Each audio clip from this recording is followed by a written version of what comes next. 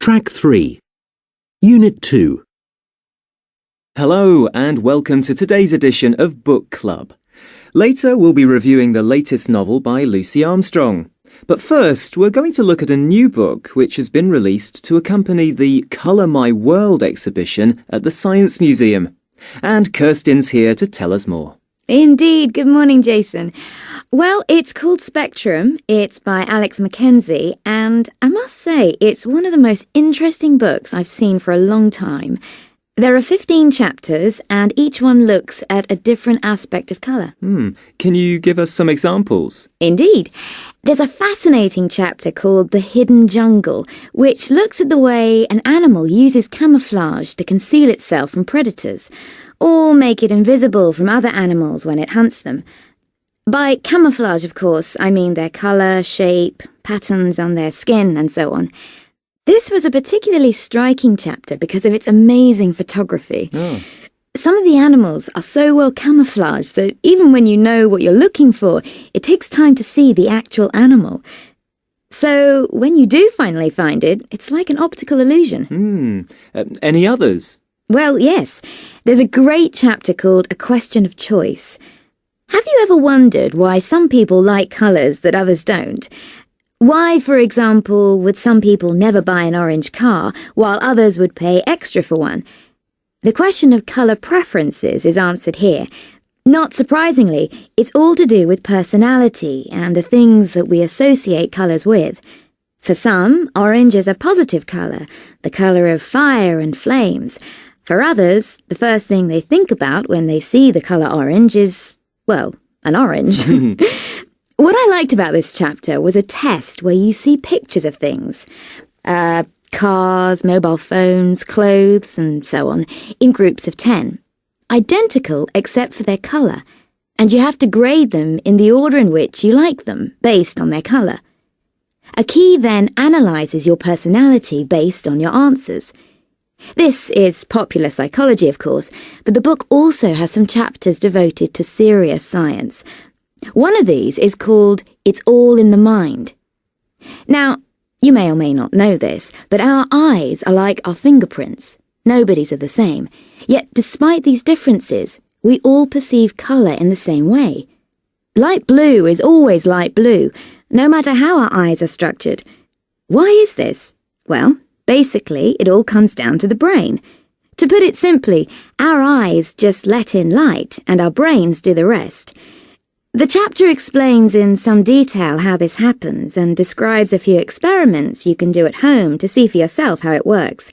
It's fascinating stuff, and great fun too, of course.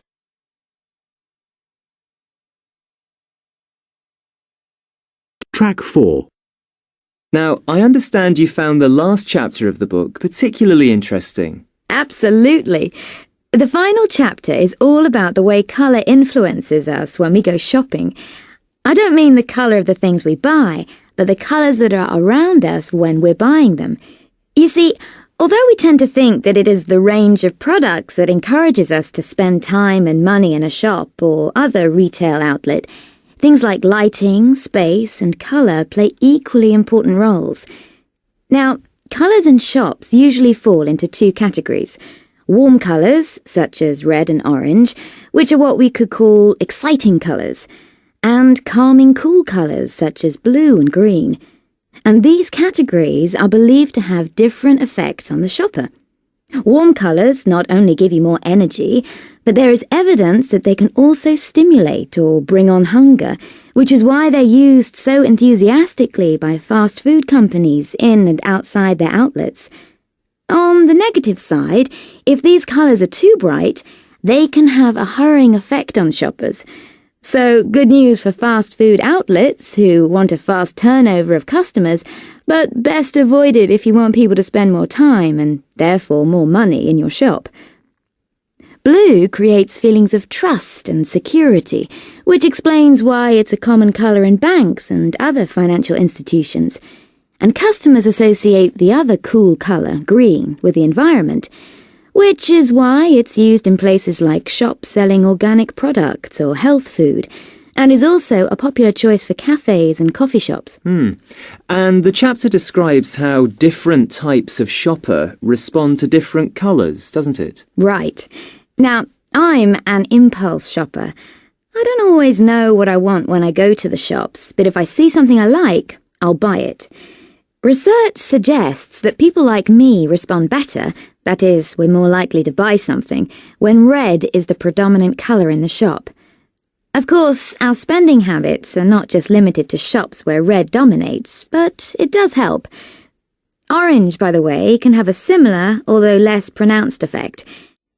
Those on a restricted budget tend to respond well to light blue. However, for those on a really low income with very little spending power, the colour where they feel most comfortable parting with their cash appears to be pink.